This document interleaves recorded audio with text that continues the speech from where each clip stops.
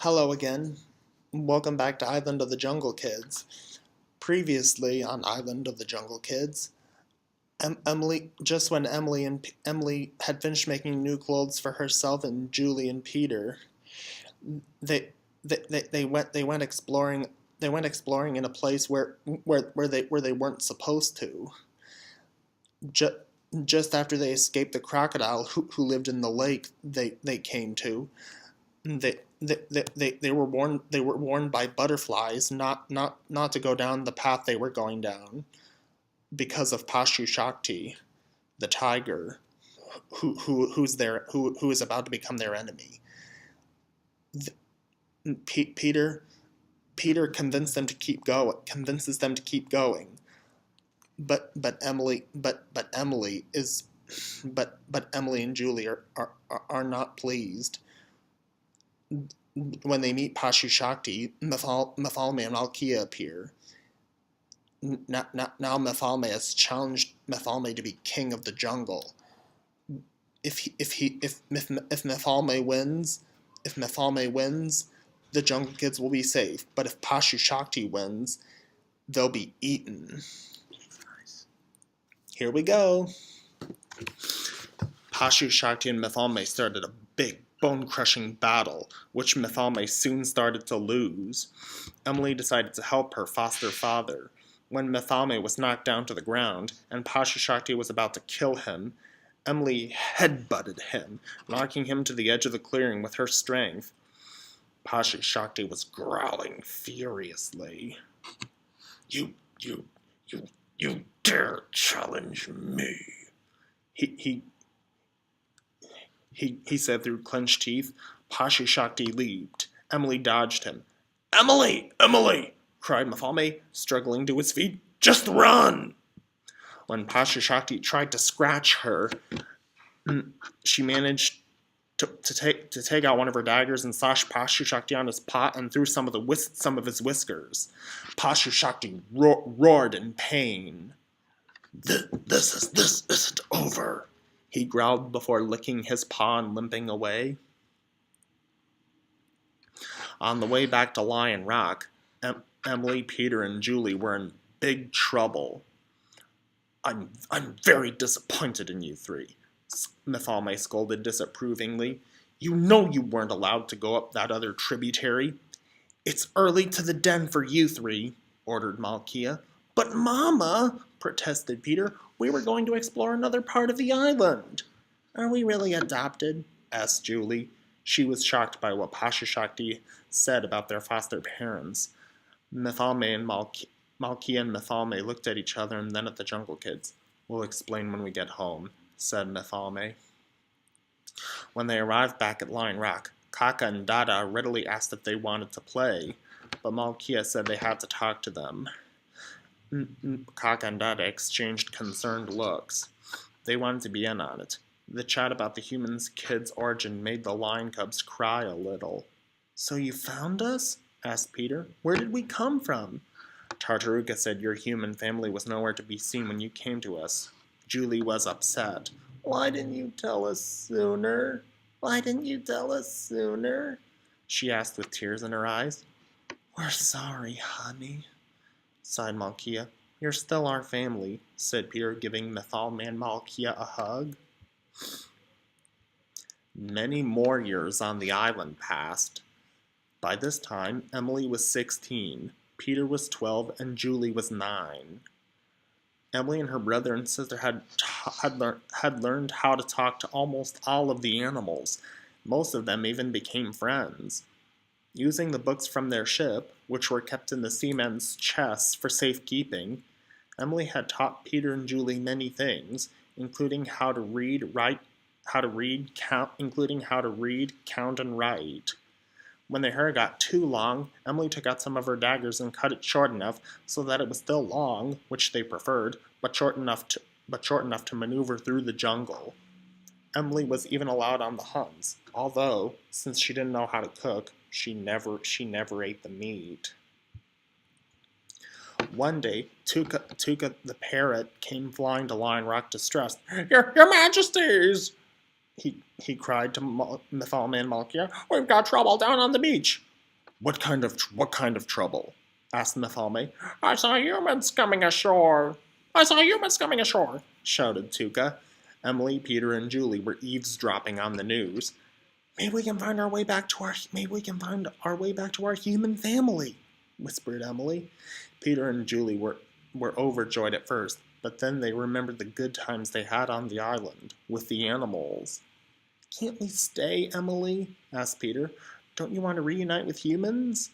Asked Emily. But Sissy, said Julie, we love the island. Sneaking away from Lion Rock, the Jungle Kids took to the trees. Quietly, they took a peek from the edge of the jungle.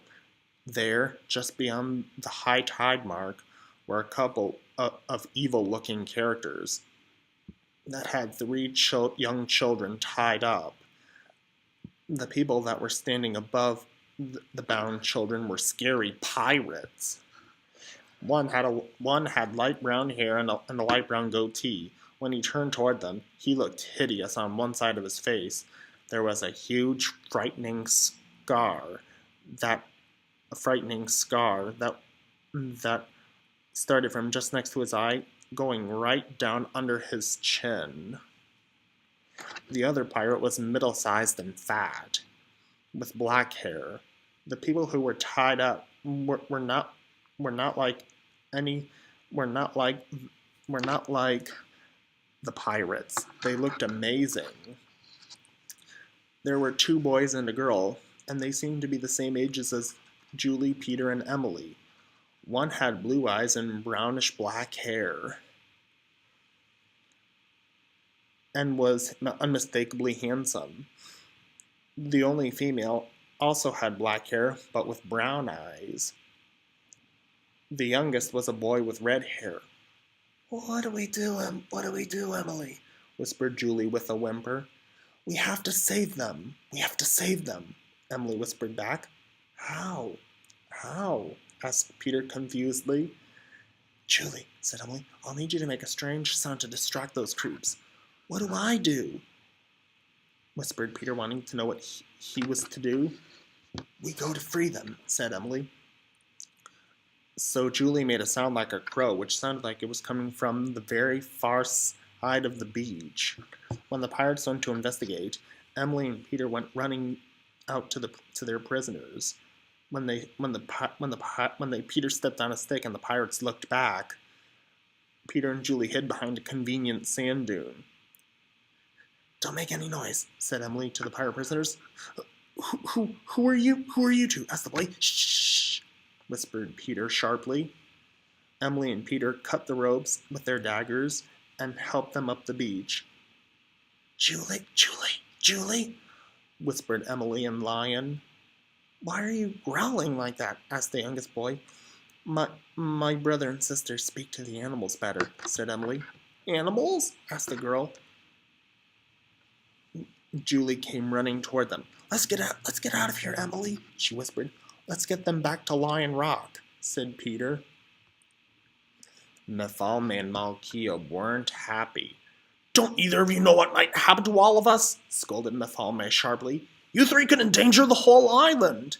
We're sorry, Daddy, cried Julie with tears in her eyes. They needed our help, said Emily. The 3 guests, whose names were Jacob, Lisa, and Harry, who were sitting at the opposite side of the den, were simply amazed by kids talking to animals. They're actually talking to those beasts, whispered Lisa. There must be some of them, said Jacob. Jungle Kids, you 3 are to leave the island when the next ship comes, ordered Mephalme. You are banished from here. Kaka and Dada, who were spying on this argument, looked at each other with looks of horror. You can all stay until then, added Malkia gently. Meanwhile, the pirates were baffled when they saw that the ropes had been cut with blades. This island must be inhabited after all, snarled Scarcheek. What are your orders, Captain? Asked Bumbles nervously. I see no sign these people have guns, snickered Scarcheek. He made a sly and evil smile. This island will make a terrific hideout, he said. if we can find these people and kill them, he added. Aye, Captain, said Bumbles. Tuca was eavesdropping on this scheme. He knew in his heart he had to warn his friends. He flapped away as fast as possible straight to Lion Rock. When he shared the news with Kaka and Dada, he was huffing and puffing. We have to warn Mom and Dad. We have to warn Mom and Dad, cried Kaka. Are you sure, Tuca? Asked Mifalme, who wanted to make sure it was the truth when Tuca told the story again. Yes, Your Highness, urged the worried parrot. Can we help Dad? Asked Peter, who was standing right behind him. You three are being punished, warned Mifalme. You shouldn't interfere. So that's the end of the third part of your story. How come she didn't know how to cook? She didn't know how to. She had no idea how to make to start a fire. Right, because animals never started fires to eat, right? At Right. that time, is that why she never knew how to cook? Mm-hmm. Because animals typically will. How do animals normally eat? Emily, Peter, and Julie couldn't afford to eat any meat raw. They didn't eat meat raw. They didn't have the nerve to eat meat raw. So they were mostly plant diet, vegetables and stuff like that. Yeah. As I said before, their island diet was fruit, nuts, and raw fish, fresh from the ocean, brought by Kaja and Kajo, the dolphins. Wow. And how about their like stepbrothers and sisters, the little lions? What about Kaka and Dada? They could eat meat raw, right? Right. Oh, okay. All right. A lot happened in those 8 pages. That was great. So we're going to pause it on that.